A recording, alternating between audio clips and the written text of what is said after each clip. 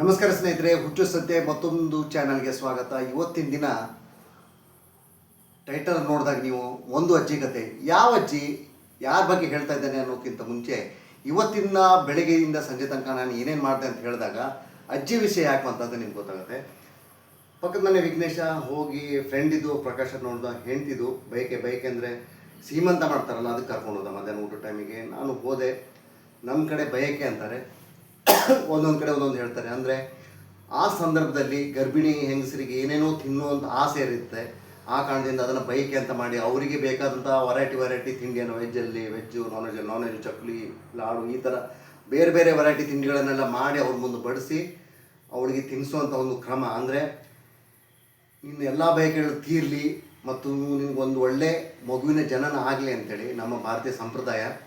ಅದಕ್ಕೆ ಇಂಗ್ಲೀಷಲ್ಲಿ ನೋಡುವಾಗ ಬೇಬಿ ಶವರ್ ಅಂತ ಕರೀತಾರೆ. ನನಗೆ ಅದು ಕನ್ಫ್ಯೂಸ್ ಆಯ್ತಿದ್ದು, ಏನು ವಿಷಯದಲ್ಲಿ ಮಾತಾಡ್ತಾ ಇದ್ದಾರೆ ಅಂತೇಳಿ. ಬೇಬಿ ಅಂದರೆ ಕೂಸು, ಶವರ್ ಅಂದರೆ ಸ್ನಾನ.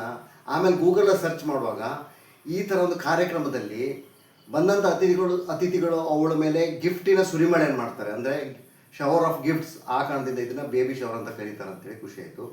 ಈ ವಿಷಯ ತಿಳ್ಕೊಂಡು ಫಸ್ಟ್ ಒಂದು ವಿಷಯ ತಿಳ್ಕೊಂಡಾಗಾಯಿತು. ಆಮೇಲೆ ಏನಾಯ್ತು ಅಂತ ಹೇಳಿದ್ರೆ, ಒಳ್ಳೆ ಊಟ ಮಾಡಿ ಬಂದ್ವಿ.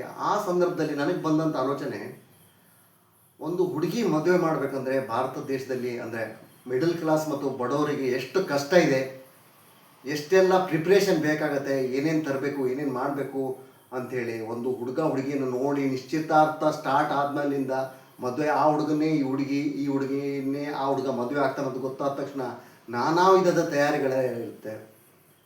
ಮದುವೆ ಕಾರ್ಡನ್ನು ಪ್ರಿಂಟ್ ಮಾಡಿಸೋದು, ಮಂಟಪ ಹಾಕೋದು, ಅತಿಥಿಗಳ ಲಿಸ್ಟ್ ಮಾಡ್ಕೊಳ್ಳೋದು, ಅಡುಗೆ ಭಟ್ರಿಗೆ ಹೇಳೋದು, ಶಾಮ್ಯಾನ್ದವ್ರಿಗೆ ಹೇಳೋದು, ಇಷ್ಟೆಲ್ಲ ಸಮಸ್ಯೆಗಳು ಮತ್ತು ಚಟುವಟಿಕೆಗಳೆಲ್ಲ ಇರುತ್ತೆ. ಅಂಥದ್ರಲ್ಲಿ ಪಾಪ ಹುಡುಗಿ ಅಪ್ಪ, ಅವನ ಕಷ್ಟ ಯಾರಿಗೂ ಬೇಡ. ಹುಡುಗಿ ಅಪ್ಪ ಏನಾದರೂ ತುಂಬ ಬಡವನಾಗಿದ್ದರೆ ಸಾಲ ಸೋಲ ಮಾಡಿ ದುಡ್ಡು ಒಟ್ಟು ಮಾಡಬೇಕು. ಈಗ ನೋಡಿ, ಚಿನ್ನದ ರೇಟ್ ಅಂತೂ ಸಿಕ್ಕಾಪಟ್ಟೆ ಜಾಸ್ತಿ ಇದೆ. ಚಿನ್ನವನ್ನೆಲ್ಲ ತರಬೇಕು. ಬೇರೆ ಬೇರೆ ಸಾಮಾನು, ಬಳುವಳಿ, ಕೆಲವೊಂದು ಕಡೆ ಬಳುವಳಿ ಅಂತ ಪಾತ್ರೆ ಸಾಮಾನು ಬಳುವಳಿಯನ್ನು ಕೊಡ್ತಾರೆ. ಹೀಗೆ ನಾನಾ ವಿಧದ ಕೆಲಸ ಕಾರ್ಯಗಳನ್ನು ಬೇರೆ ಬೇರೆ ಜನರಿಗೆ, ಬಂಧು ಮಿತ್ರರಿಗಲೇ ಹಂಚಿ, ನೀನು ಆ ಕೆಲಸ ಮಾಡು, ನಾನು ಈ ಕೆಲಸ ಮಾಡು ಅಂತೆಲ್ಲ ಮಾಡಿ ಒಂದೇ ಗಂಟೆ ಮದುವೆ ಆದರೂ ಕೂಡ ಒಂದು 6 ತಿಂಗಳಿಂದ ಆ ಕೆಲಸನೆಲ್ಲ ಮಾಡಿ ಎಲ್ಲ ರೆಡಿಯಾಗಿರ್ತದೆ.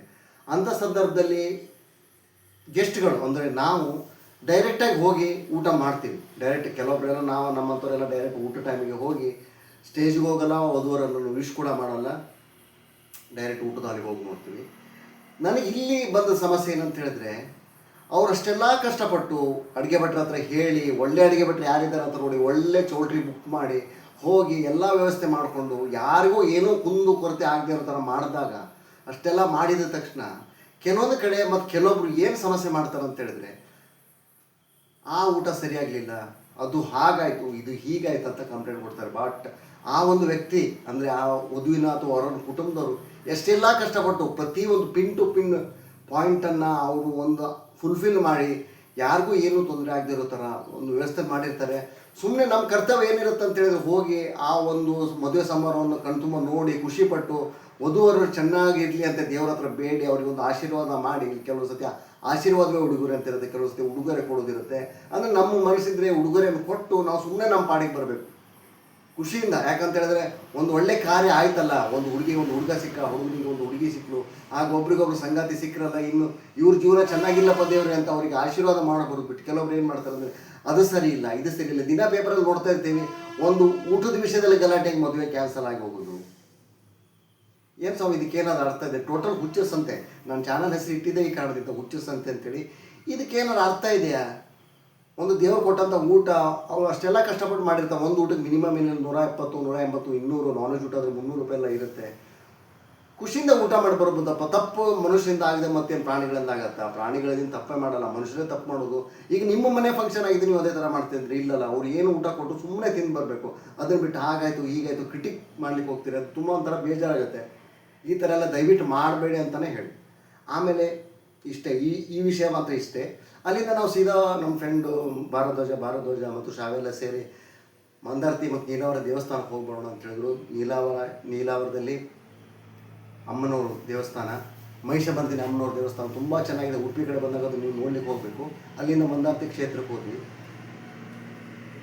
ನೀಲಾವರಿ ಮಹಿಷಮರ್ದಿನಿ ದೇವಸ್ಥಾನ ಒಂದು ಸುಂದರವಾದ ಹೊಳೆ ಪಕ್ಕದಲ್ಲಿ ಇರುವಂಥ ದೇವಸ್ಥಾನ. ಒಂದು ಸತಿ ದಯವಿಟ್ಟು ಭೇಟಿ ಕೊಡಿ.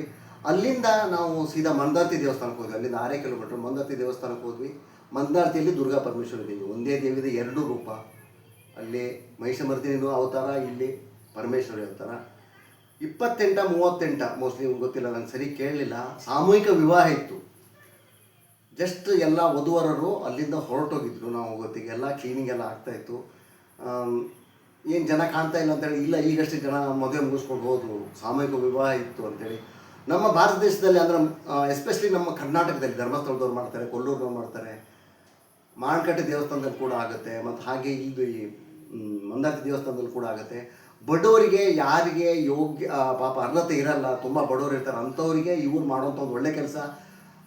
ಪಂಚೆ, ಸೀರೆ ಮತ್ತು ಕಾಲುಂಗುರ ಮತ್ತು ತಾಳಿ ಇದನ್ನೆಲ್ಲ ಕೊಟ್ಟು ಒಂದು ಸಾಮಗ್ರಿಯನ್ನು ಕೊಟ್ಟು ಸಾಮೂಹಿಕವಾಗಿ ಮದುವೆ ಮಾಡುವಂಥದ್ದು ತುಂಬ ಸಂತೋಷ ಆಗುತ್ತೆ. ಯಾರ್ದೋ ಒಂದು ಒಳ್ಳೆಯ ಕಾರ್ಯವನ್ನು ನಾವು ಮಾಡಿದ್ವಲ್ಲ ಅಂತ ಸಂತೋಷ ಅವ್ರಿಗಿರುತ್ತೆ. ಹಾಗೆ ಅದನ್ನೆಲ್ಲ ನೋಡಿ ನಾವು ದೇವಸ್ಥಾನಕ್ಕೆ ಹೋಗಿ ಸುತ್ತಾಕಿ ಬರುವಾಗ ಅಲ್ಲೊಂದು ಫೋಟೋ ಹಾಕಿದ್ರು. ಆ ಫೋಟೋನ ನೋಡಿ ದೊಡ್ಡ ಬ್ಯಾನರು, ದಾರಿಲೆಲ್ಲ ಬರುವಾಗ ಬೇರೆ ಬೇರೆ ಥರ ದೇವಸ್ಥಾನ, ಆ ದೇವಸ್ಥಾನ ಉದ್ಘಾಟನೆ, ಆ ದೇವಸ್ಥಾನದ ಬ್ರಹ್ಮಕಲಶ ಮತ್ತು ರಾಜಕಾರಣಿಗಳ ಬೇರೆ ಬೇರೆ ಬ್ಯಾನರ್, ಇದನ್ನೆಲ್ಲ ನೋಡಿ ಬಂದಂತ ನನಗೆ ಆ ಬ್ಯಾನರ್ ನೋಡಿದ ತಕ್ಷಣ ಮನಸ್ಸಿಗೆ ಒಂಥರ ದುಃಖ, ಈ ಕಣ್ಣಲ್ಲಿ ನೀರು ಬಂದಂಗಾಯಿತು. ಒಂದು ಅಜ್ಜಿ ಅಲ್ಲೇ ಸುಮಾರು ವರ್ಷದಿಂದ ಭಿಕ್ಷೆ ಬೇಡಿ ಜೀವನ ನಡೆಸಿದಂಥ ಅಜ್ಜಿ, ಅವಳ ಬ್ಯಾನರನ್ನು ಹಾಕಿದ್ದಾರೆ. ಅದರಲ್ಲಿ ಏನು ಮೆನ್ಷನ್ ಆಗಿದೆ ಅಂತ ಹೇಳಿದರೆ, ಆ ಅಜ್ಜಿ ಪಾಪ ಅಷ್ಟೆಲ್ಲ ಭಿಕ್ಷೆ ಬೇಡಿ ಜೀವನ ಮಾಡಿ 3 ಮಕ್ಕಳನ್ನು ದತ್ತು ಪಡೆದು, ತಿಳ್ಕೊಳ್ಳಿ, 3 ಮಕ್ಕಳನ್ನು ದತ್ತು ಪಡೆದು ಅವರನ್ನು ಸಾಕಿ, ಅಲ್ಲದೆ ತಾನು ಭಿಕ್ಷೆ ಬೇಡಿ ಪಡೆದಂಥ ದುಡ್ಡನ್ನು ವಾಪಸ್ ದೇವಸ್ಥಾನಕ್ಕೆ ಕೊಟ್ಟಿದ್ದಾಳೆ. ಒಂದು ಎಷ್ಟು ಪರಿಶುದ್ಧ ಆತ್ಮ, ಅಲ್ಲಿ ಒಂದು ದೇವರ ಪ್ರತಿರೂಪವಾಗಿ ದೇವರ ಸಾನ್ನಿಧ್ಯದಲ್ಲೇ ಜೀವನ ಮಾಡಿ ಒಂದು ಮನುಷ್ಯತ್ವ ಹೇಗಿರಬೇಕಂತ ತೋರಿಸ್ಕೊಟ್ಟು ಅವಳು ತೀರ್ಕೊಂಡು. ಅದನ್ನು ನೋಡಿ ಮನಸ್ಸಿಗೆ ಒಂಥರ ಖುಷಿ ಆಯ್ತು. ಇಷ್ಟೆಲ್ಲ ತುಂಬ ಸ್ವಾರ್ಥಿಗಳಿಂದ ತುಂಬಿದಂಥ ಜಗತ್ತಲ್ಲಿ ಒಬ್ಬಳು ಭಿಕ್ಷೆ ಬೇಡೋಳು ನಿಸ್ವಾರ್ಥವಾಗಿ ಈ ಒಂದು ಕೆಲಸ ಮಾಡಿಲ್ಲಲ್ಲ ಅಂಥೇಳಿ. ಆ ಕಾರಣದಿಂದಲೇ ಇವತ್ತಿನ ಚಾನಲ್ ಒಂದು ಅಜ್ಜೆ ಕತೆ ಅಂತ ಹಾಕಿದೆ. ಏನು ಅನಿಸುತ್ತೆ, ಎಷ್ಟೋ ದುಡಿತೀವಿ, ಯಾರ್ಯಾರಿಗೋ ಖರ್ಚು ಮಾಡ್ತೀವಿ, ಬ್ಯಾಡ್ದಿದ್ದಕ್ಕೆಲ್ಲ ಹಾಕ್ತೀವಿ. ಕೆಲವೊಬ್ಬರೆಲ್ಲ ಗುಟ್ಕಕ್ಕೆ ಹಾಕ್ತಾರೆ, ಕೆಲವೊಬ್ಬರೆಲ್ಲ ಸರಿ ಕುಡಿಲಿಕ್ಕೆ ಹಾಕ್ತಾರೆ, ಕೆಲವೊಬ್ರು ಜೂಜಲ್ಲೇ ಲಕ್ಷ ಕೋಟಿಗಟ್ಟಲೆಲ್ಲ ಆಸ್ತಿನೇ ಕಳ್ಕೊಂಡವರೆಲ್ಲ ಇದ್ದಾರೆ. ಮತ್ತು ಗೋಬಿ ಮಂಚೂರಿ, ಮತ್ತೀಗ ಇಡ್ಲಿ, ಸಣ್ಣ ಹೋಟ್ಲಲ್ಲಿ ತಿಂದರು ಇಡ್ಲಿನೇ ದೊಡ್ಡ ಹೋಟ್ಲಲ್ಲಿ ತಿಂದು ಸ್ವಲ್ಪ ಟೇಸ್ಟ್ ಡಿಫ್ರೆನ್ಸು. ಅದೇ ಪ್ರೆಸ್ಟೀಜ್ ಮೇಂಟೈನ್ ಮಾಡ್ಲಿಕ್ಕೋಸ್ಕರ ದೊಡ್ಡ ಹೋಟ್ಲಿಗೆಲ್ಲ ಹೋಗ್ತಿರ್ತಾರೆ. ಅವ್ರವ್ರು ಇಷ್ಟ ತಿನ್ನಲಿ ಬೇಡ ಅನ್ನಲ್ಲ. ಆದರೆ ನಾವೊಂದು ಕೈಲಾಗದವರಿಗೆ ಸಹಾಯ ಮಾಡಿದರೆ ಅವ್ರಿಗೂ ಕೂಡ ಒಂದು ಆಪತ್ಕಾಲದಲ್ಲಿ ಅವ್ರಿಗೆ ಸಹಾಯ ಆಗುತ್ತೆ. ಇದೇ ಥರ ಇದನ್ನು ಈ ಥರ ಬದುಕಬೇಕು ಮನುಷ್ಯ ಅಂತೇಳಿ ಆ ಅಜ್ಜಿ ತೋರಿಸ್ಕೊಟ್ಟು ಹೋದ್ಲು. ಇದನ್ನು ನೋಡಿ ತುಂಬ ಖುಷಿ ಆಯಿತು, ಕಣ್ಣ ನೀರು ಕೂಡ ಬಂತು. ಆ ಅಜ್ಜಿ ಸಲುವಾಗಿ ಇವತ್ತಿನ ವಿಡಿಯೋ ಮಾಡಿದೆ. ನಮಸ್ಕಾರ.